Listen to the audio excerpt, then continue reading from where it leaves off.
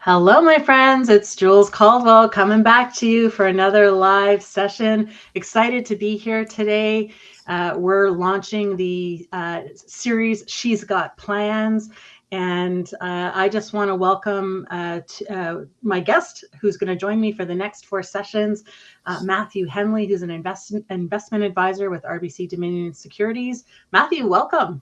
Thanks, Julie. Great to be here with you, talking through a really important subject. And hi to everyone who's joined in. It's great to see so many people connecting on this topic. Yeah, we're super excited to launch this 4-week series. Matthew and I met, and I won't go into a lot of detail because we talked about this in our teaser last week, but we met about a year and a half ago, found some synergies in the work that we're doing. And in our conversations, and because of Matthew's expertise in investments and finance, we said, you know what, we should really do a series on how we can help women kind of overcome the fears of, managing money and what that looks like. And so today we're kicking off the first of this 4-part series where we're going to dig into some of the conversations that as women, we may tend to avoid, or I'm going to say maybe even are embarrassed to have as it relates to money. And I say that because that's very much how I came into my conversations with Matthew. Is I was embarrassed and even a little bit ashamed, and I'll talk about that a little bit later on. To set the stage a little bit for right now, this is really an open, safe space. We're just having a conversation, and we're trying to take away some of that fear and bias and stigma that comes with dealing with money. And I go, ooh, it sounds big, and it's really not complicated. It can be simple and straightforward, and there's really basic things that we can do to help put ourselves in this great position to move forward. And so Matthew and I are going to unpack some of that a little bit along the way, right, Matthew? Yeah, that's it. It's I like how we've split this into 4 separate webinars. There's a lot of information to get through. Some of it will be a little bit complicated, but today we're really starting with the basics, starting to build that foundation. So again, thanks for joining, because this is a great first step to really understanding your financial situation and starting off your financial journey properly. Yeah. So earlier I talked about the fact that I was a bit embarrassed and ashamed about where I was at financially. And I want to give a bit of context for that, because maybe this would resonate to some of the ladies who are watching here. When I was married, I very intentionally turned over responsibility for our finances over to my husband. When I was single, I attempted to take care of them. But then, when I got married, I thought, well, this is a guy thing to do. I'm going to let him take care of it. And unfortunately, for a number of reasons over our nearly 20-year marriage, we consolidated our debts once or twice. We had 2 occasions where we actually had to declare bankruptcy. And, in unpacking that, and after I divorced my husband, it just left me with so much shame and embarrassment about my journey with money. And I found myself even more confused and embarrassed about where things stood financially.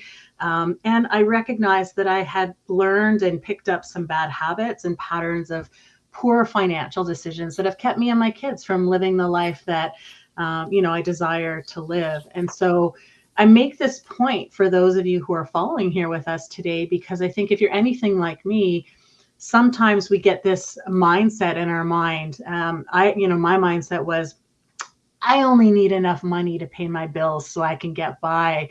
I didn't want to, be rich and have all sorts of money and have huge savings accounts or make investments. And I was also very, and because I still am, risk averse when it comes to money. But in today's session, we're focusing on, where do I even start in understanding our financial picture? And so this is important. So whether you're married, whether you're single, whether you're divorced, whether you're a widower, I think understanding the importance of your role in being actively engaged in the financial conversation about what happens in your life is really, really important. Right, Matthew? Yeah, that's it. I meet so many, I'll even say couples. It's not always women, but oftentimes, of course, it is, that have been left maybe a little bit in the dark or entirely in the dark, even in well-functioning partnerships and marriages, that can be the case, but especially in an instance of separation or divorce, one partner can often feel like they've been left out of the picture entirely, not know where they stand currently, and really, how do you plan for the future if you don't know where you're starting off? So that's what we'll really dive into today. Yeah, I love it. Okay, so I do want us to dive in. I want us to make the most of the time that we have together because it will fly by. But for those of you who are joining us live, feel free to comment in the chat on the platform you're using. And I believe we'll see some messages in there. So if you've got a question or an observation or a comment, please share. And if you're watching this on the replay after, please do the same as well.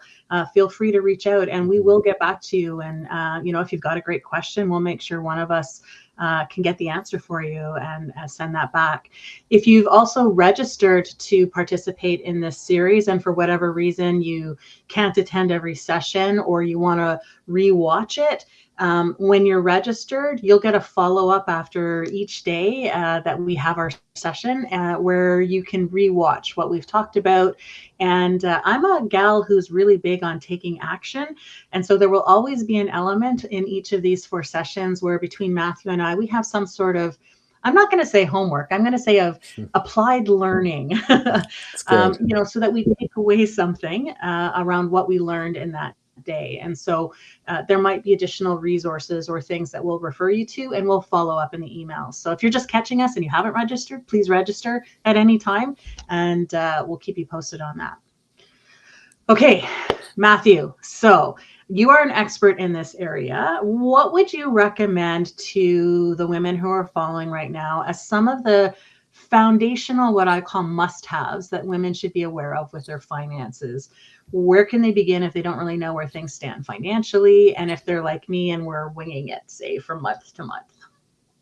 Well, Julie, it's a great question and great point for a lot of people to take on, because I think everyone listening should know that you're not alone. So many people, most people are probably in the same situation that you are right now, and maybe don't have a complete idea. Some maybe know to some degree their current financial situation, but you're not alone. And the best thing you can do is to get started. I think I tell anytime I start working with a new client, before we even start talking about investing and investment returns and what we're trying to accomplish that way, we start with a financial plan. Building that plan, that understanding of where you're starting from, what your goals are, what you want to achieve. That's what drives the investment strategy, not the other way around. It's as we'll get into in the next couple of weeks, in the next few seminars, the investment returns are one thing, and sure, it's important, but making sure they match your financial plan is so critical.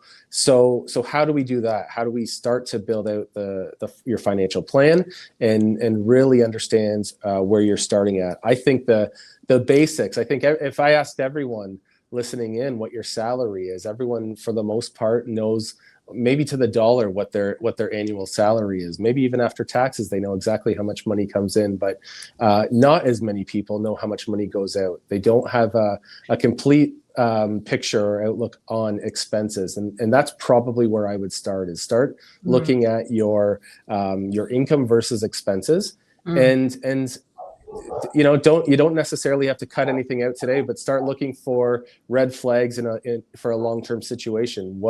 How can you prioritize or reprioritize some of those expenses to build some sustainable long-term financial health and eventually wealth? I would start to look at what your existing assets are versus liabilities.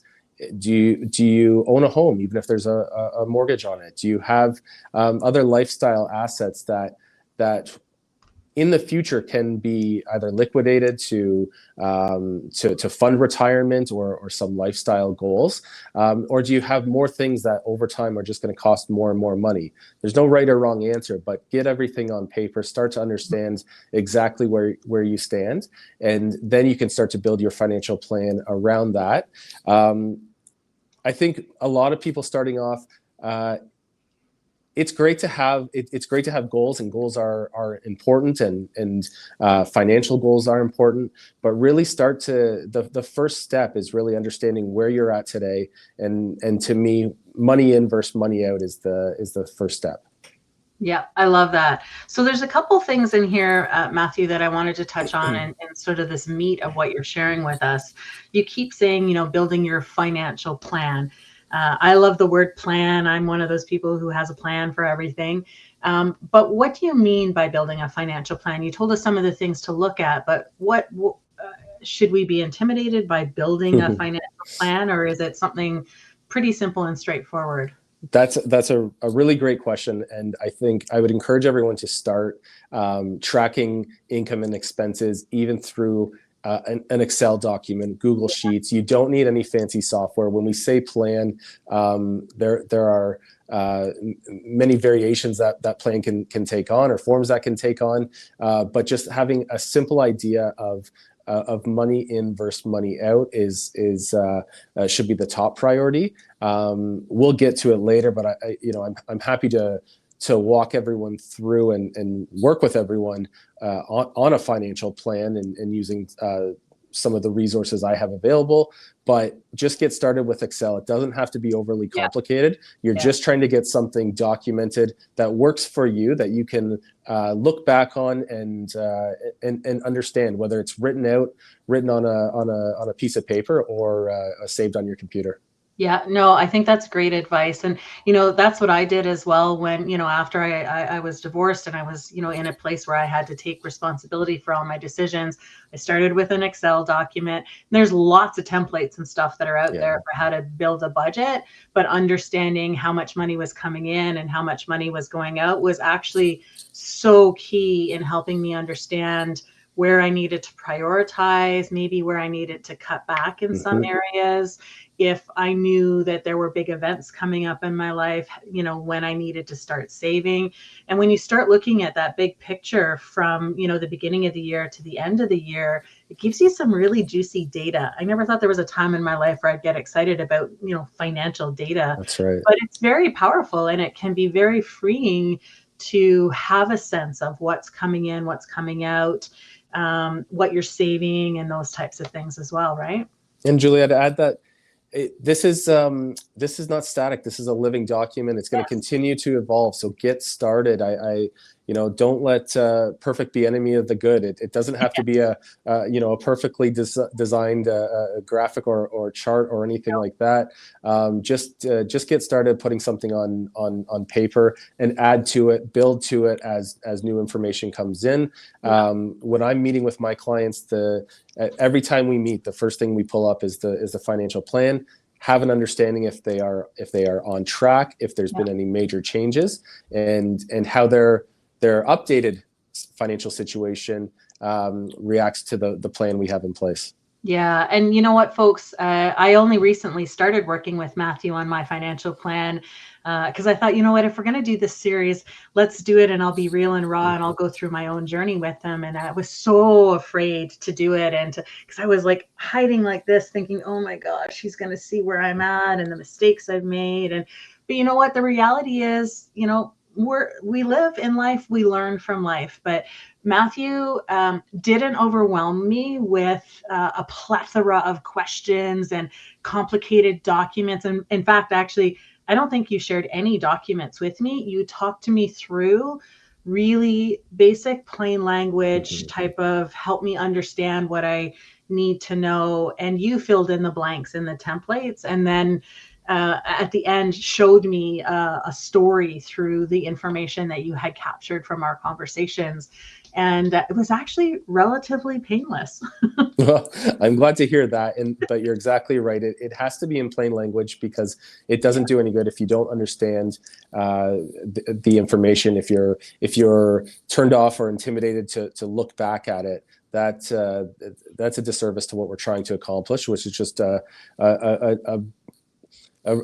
better understanding of what your current financial situation is at all times. Yeah.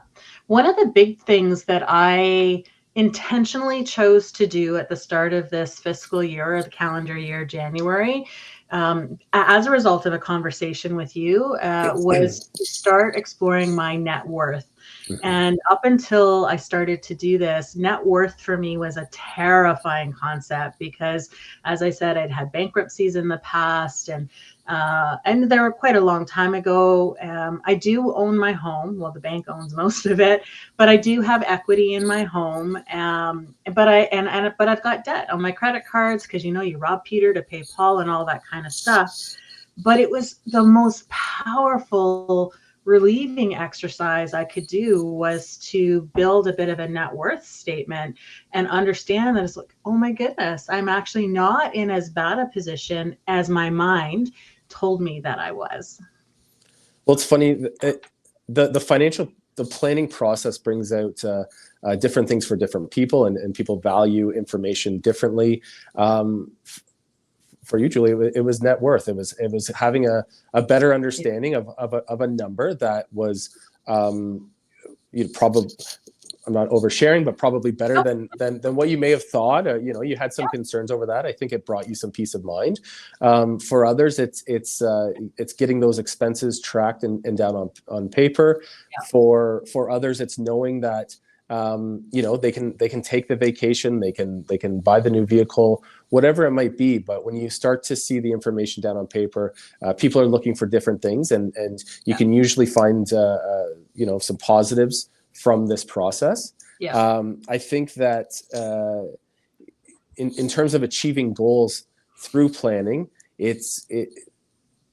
people take different things, get different things out of this process. But so long as we use the financial planning process to maybe maximize the work your money can be doing for you, and being as efficient as possible, that's largely what we're trying to achieve. Yeah, and it's not about pointing out things you've done wrong. It's really about understanding where you're at so that you can have a vision for going forward. And I don't know about you, my friends, but I've got plans, I've got hopes, I've got dreams for where I want to go. I'm 2 years away from early retirement, and I'm out of there in 2 years. But this process over the last, I'm going to say for me, the last couple of years, because I've been much more intentional about it, has really helped me focus my priorities so that I can plan for that retirement. And Matthew's now helping me, really zone in on, okay, so let's make this a reality, and what can we do to help you get there? Yeah, Matthew, I wonder. sorry, I have to jump in because your situation was so perfect, because you have that goal of you have an age of mind of when you want to retire, and you have goals afterwards. And I find I meet so many people that are coming up to that potential age of retirement. Maybe they're 55 or 60, know they want to retire one day, but don't really know what that looks like. Don't really know, do they have that ability to retire? And this is how we start to learn that. What is a realistic timeline? How do we better understand the situation today so that there's a retirement plan in place that doesn't cause unnecessary stress, or you suddenly hit a date and leave without a plan. We're trying to avoid that, and the earlier the conversation, the better.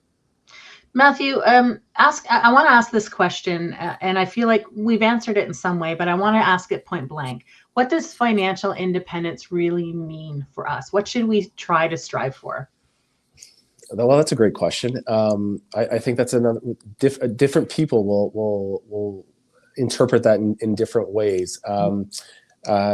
Julie, I think you're very in your situation. You're very purposeful about what you're looking to achieve down the road. You have big goals to carry on after your career, in a second career later on. I think it becomes easy when you have those goals and dreams ahead of you. I think it's maybe a little bit more difficult for the person who's planning to one day retire soon. They don't really know what they'll do after work. Can they afford to travel? Is it their kids to college or university? Exactly. Is it a destination in the winter, or is it a month in Europe, and how does that impact the effects on net worth? So Mm-hmm. but that's why it's really about having the conversations. The conversation you and I had when we built your plan Yeah. lasted probably over an hour of just getting to know some of your background, some of your priorities, Yeah. and then saying, like, listen, do you think that family member will require some long-term care? Is that a cost you have to think about? Yes. You Yeah. enjoy traveling. Do you want to stay in a nice hotel, or do you want to stay in an Airbnb? So getting to know each individual is a big part of the planning process, and that's what helps us determine how how to achieve that financial independence for each person individually. I think that's so helpful. Thank you for explaining that, Matthew. And, my friends, that's one of the reasons why I love doing the work that I do in my business. I specialize in working with women who recognize that they're in this place of transition where they've checked all the boxes of what society thinks they should be and do and have, but inside are feeling a little disconnected, or like they're still not quite there.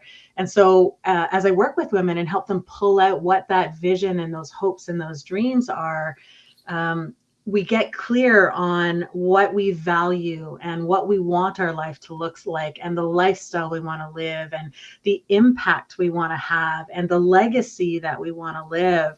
And more often than not, in those conversations, money comes into play, because our ability to do those different things is often dependent, not always, but often dependent on having access to resources. And so when I shared earlier that, when I was younger, my mindset was, oh, I just need enough to pay my bills and get by and I'll be happy.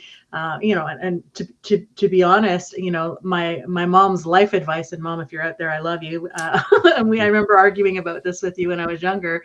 She was marry a rich old man with a heart condition, and if that doesn't work out, become a doctor or a lawyer. I was like, I don't want any of that kind of stuff. I don't need that big job and the big bills. And as I've matured over the years and learned a lot along the way, I recognize now that I can't have the impact or leave the legacy or create the space for the women that I work with, or my kids or my family, to do what they want to do if I don't have access to money and resources to be able to support what that could look like. And so I've really had to work on my money mindset, if I can put it that way, to help me shift how I look at money and how I talk about money. Does And this come up a lot for you, Matthew, when you're working with people? yeah, and you said something great there, because it's important not to confuse financial independence Mm, with extreme wealth, because those yeah, are two very different things. When you talk about a need for financial resources, so yeah, you can carry out some of your goals or priorities, or legacy, that's not necessarily in the form of handing cash to people that you know and love. yeah. It's giving you that financial freedom to take on your priorities in life, and that's what planning can offer, is giving a better idea of what you need coming in, so you can divert attention in other ways. That's so true. Very, very powerful. So we've talked about some of the things that we could do. Are there any obvious tools or resources that come to mind that we should maybe consider or look at? And we talked about obviously just starting at the basics with Excel. And there's lots of templates out there. But is there anything else that comes to mind that we should maybe use or look for? So you can Google all sorts of fancy financial calculators, or budgeting templates. Again, I would start to use Excel. Yeah. Maybe I'll introduce a framework that works for me, and that I certainly use, that I would encourage others Yeah. to consider, and that is form.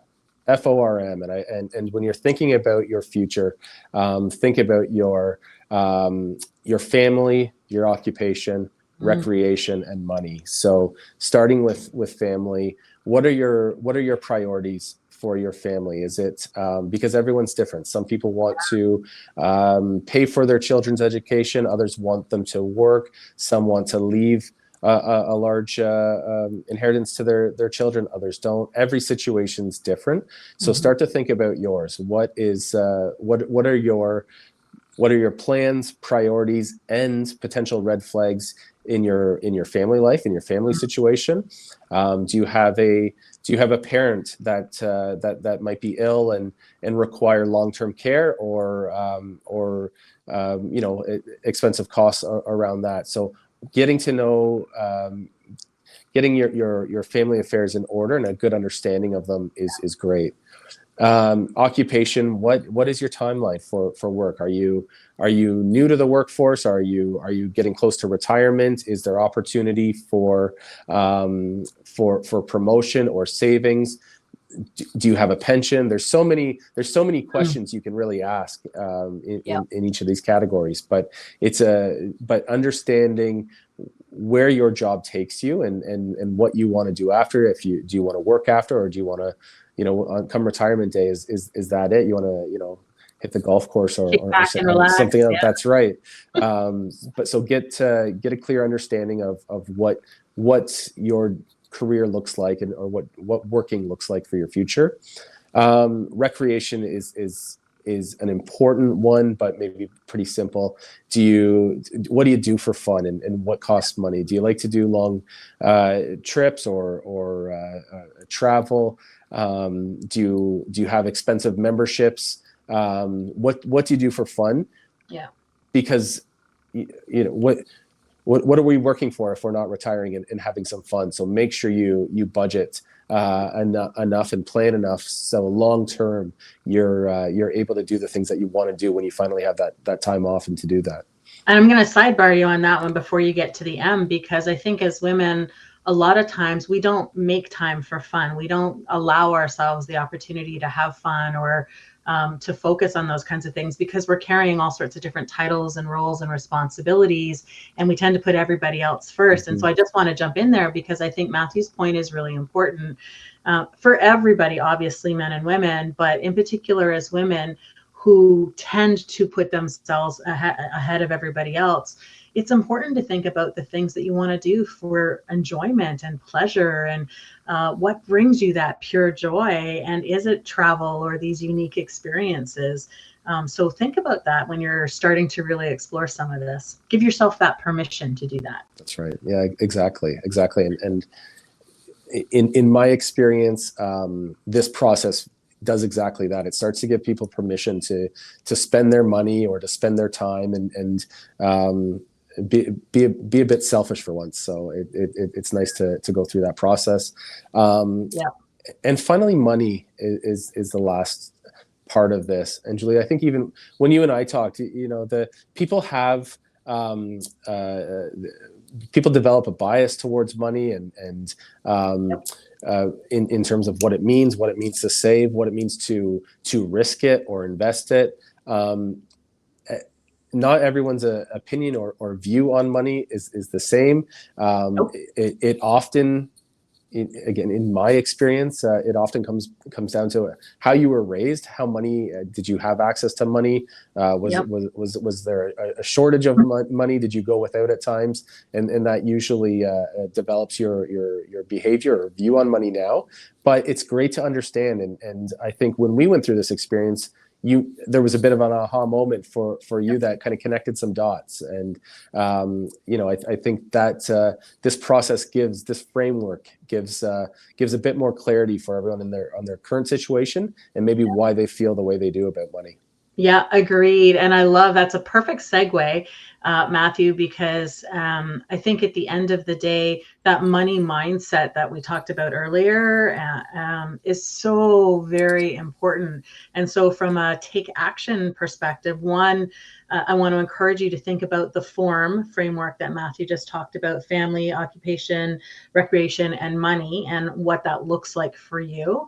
But I also want to encourage you to ponder 3 questions when it comes to your money mindset. And this is an exercise that I went through late last year, because I was really frustrated and really struggling with the story I was telling myself about money. And um, taking some time to dig deeper, to get a little root cause going on about what is keeping me from financial freedom as I see it and want it in my life. So there were these three questions I really needed to dig into. And one of them was, what's your earliest memory of money and what message did it give you about money? And so think back to when you're growing up and what your parents talked about, or the people who were raising you. Was it something that you had a plethora of? Was it something you had very little access to, where you had to prioritize your choices? And it was a luxury to do certain things, and or a faux pas to spend money on something, that today would be, an average everyday thing. So think about the earliest memories you have about the money and what's the message that it tells you. And then when you think about your money today, I want you to think about the first feeling that comes up. You've heard me share here that, I had this shame and this embarrassment. And it wasn't until I was in a place where I could acknowledge that's how I felt about my lack of knowledge or understanding about money and the importance of my financial affairs, so that I could be able to move forward. And so when you think about your money today, what's the first thing comes up? Is it excitement? Is it anxiety? Is it fear? And just acknowledge that and stop and think about why you think those are the things that are coming up when you associate it with money. And here's another question that I love. And when I work with women in my business, I always say, what if a year from now nothing has changed in your life? And so let me ask you that question. What if 1 year from now your relationship with money hasn't changed? Or what if a year from now your relationship with money feels more aligned, and you're moving towards the kind of life you want to live and have access to? What would be a way you could describe what that feels like to have that alignment with money? So I leave you with those three questions. And for those of you who've registered, I'll follow up and we'll share the form framework and these questions again for you to percolate on. But just taking that time to reflect and think about those questions would be so powerful to opening up what's next for you from a financial perspective. Hey, Matthew?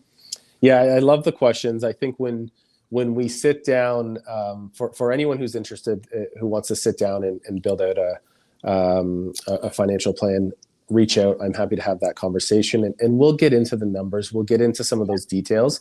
But I love these questions to get everyone in the right mindset. Start thinking about the future and what it means to you, what financial independence means to you, because the numbers will tell us story. But really having that vision, having that understanding of where you want to be will help us really chart the course. Yeah, no, absolutely. All right, Matthew, can you believe it? We were worried we weren't going to have enough to fill the time, and it's already almost 1:45. And we Oh, promised great. everybody we would try and wrap up so that they could get ready for whatever's next for the afternoon. But before we do that, what's one thing that you would say to women who are listening right now, that they should do if all of this is completely foreign to them? Or what piece of advice do you have for women listening right now after today's session? Okay, a couple of things. One, you're not alone. There's a lot of people, a lot of people listening in right now that are all in the same situation. So reach out without any shame or embarrassment.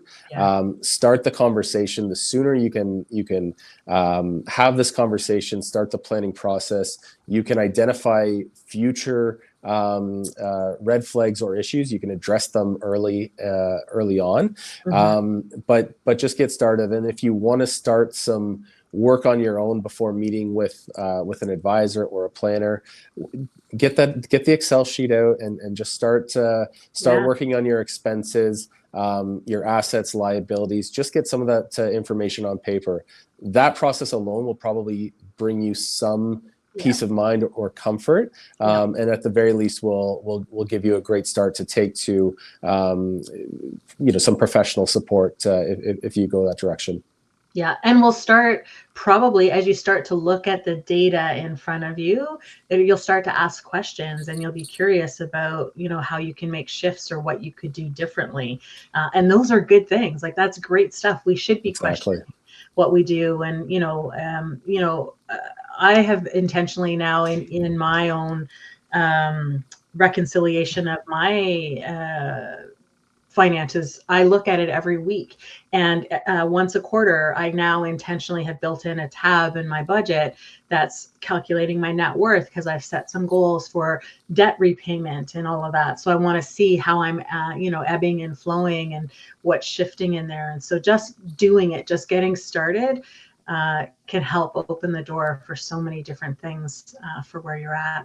Mm-hmm. All right, Matthew. So as we wrap up, I do want to remind everybody. So thank you, first of all, for joining us for Mm-hmm. the first session of our She Got Plans series. We're really excited to have had you join us here. If you're watching, feel free to put some comments. We'll get back to you. If you're watching in the replay, still reach out. We're here for the next month. We're going to do a series. And as a matter of fact, our next session, next Thursday, October 9th, we're going to focus on investing without intimidation, what every woman deserves to know about growing her money. And I'm really excited about this Mm-hmm. conversation because it is something that I have felt intimidated by in the past. So Matthew and I are going to unpack my journey and share some tips and pointers with respect to how to even get started in this particular way. But we're here Thursdays from 12:10 to 12:45-ish. And if you've registered to attend, you'll get a recording after the fact and a follow-up with some of our tips and key things that we talked about. If you're just joining us and you haven't registered, it's all good. Go ahead and still register. You can visit my website, countryjewel.ca, look for the pop-up box for the event or under Work With Me, and you can register at any point in time. Bring your friends. And once you're registered, you'll get access to all of the post videos and any of the resources that we reference. So any final words, Matthew, before we wrap up now?